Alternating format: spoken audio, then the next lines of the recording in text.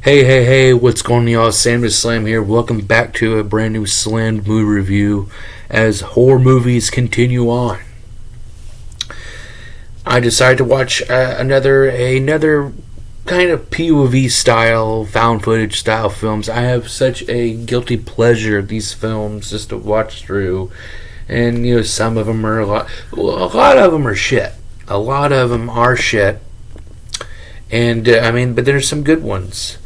And then, I was going to watch, yesterday, two movies, if I can talk about real quick. Two movies that failed to be in the Slam movie review. Not anytime soon, as I watched these films and I passed out throughout the middle of the film. And two films were, one film was You're Next, which is like a home invasion horror film. Horror film. Horror film.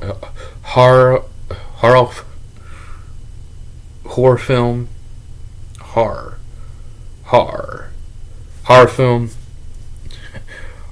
I keep saying horror. Horror. But, and then, the New York Ripper. The fucking Donald Duck fucking quack killer thing. But fell asleep for that. But then again, like I said, I was going to watch The New Daughter, with starring Kevin Costner. And also, there's another movie that may be in the look, is Mockingbird, another POV style. I might even watch it after I do this review. But I don't know for sure. It's already 11:37, so I don't know.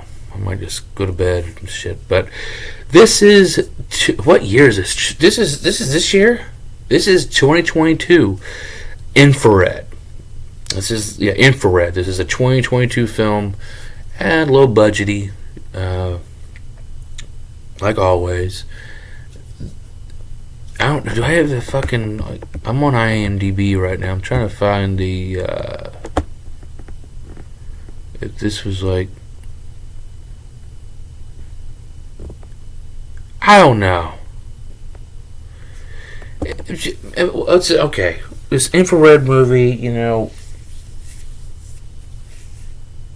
we don't like this film per se. It's another. At first when I watched it, when it said this footage was found, this and that, yada yada. This is basically another.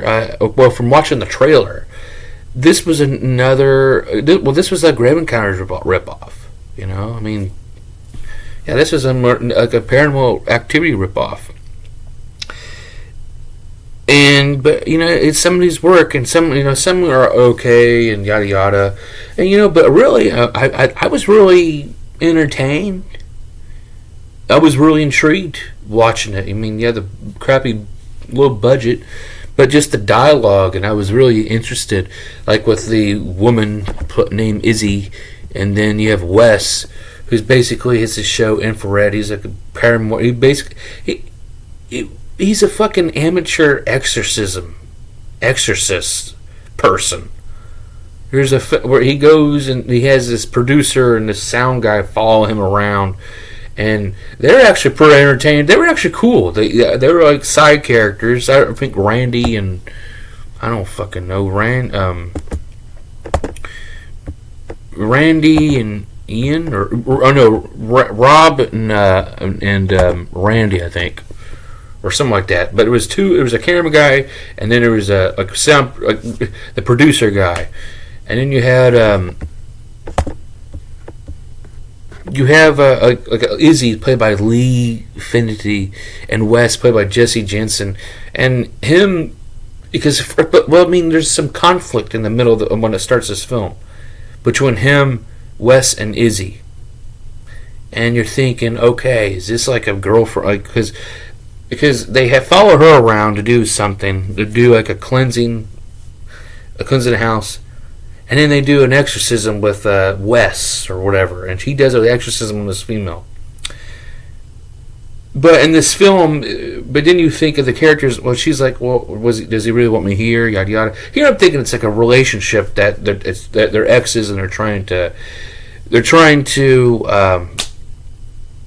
mend the fences or whatever. But no, when you find out they're brother and sister, And they haven't talked for a couple of years, so that's how that really starts. So basically, it's a paranormal investigative show.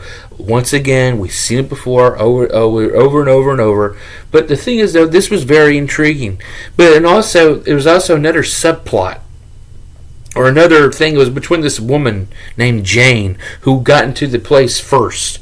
So basically, when this film started, it's like, oh, this footage was found on this camera, and oh, there was another camera here.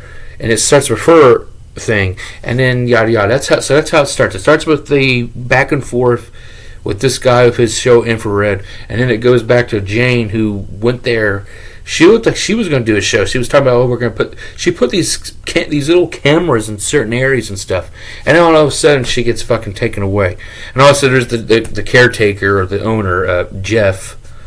And his name is Greg. The actor's name is Greg Sestero, or I've seen him before in a B movie film before. But it all goes down to hell. And the thing is too, when they're in this abandoned this abandoned school that's been demolished. Per se, it's been demolished, but they're in the fucking building. It's a big ass school building, and he's like the first guy to ever get it, like. To get inside of the school, which actually the woman was there, actually. And the one thing I like about this film too is like how they find her cameras, and then they put it, and they show us the camera, or Wes shows us the camera and shows us of what's going on. So I thought that was pretty cool. But as I'm watching this film, I mean, like I said, choppy, campy, shitty. I mean, but like I said, I kind of liked it. I still like. I like the Wes character. I like the Izzy character, and I love the producer and the sound guy. It was like, okay, this is like the most randomest, sarcastic, like found footage POV style movie ever. And the thing is, though, I'm liking it. I'm enjoying it. And then you find out that, spoiler alert, Jeff, the fucking caretaker, goes a fucking complete 180. But then again, you find on the fucking camera that he ended up supposedly killed and raped this girl, this woman Jane. And he's at the very last fight, and it just goes on. There's like 5 minutes left. Like, oh, this is a movie. And plus, you see that yes, there's a ghost there. It's his wife supposedly. And I forgot the bitch's name, so I really don't care. But it was lackluster. It was and I tell you, and then he has a gun and he tells him to go over here, here, here, here. Also, by the way, Izzy is a psychic, so she can feel stuff.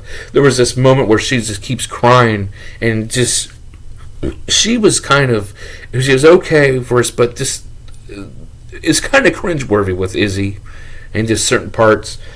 But she's like a psychic. But like she can feel things, and there's this moment that was kind of cringeworthy as hell.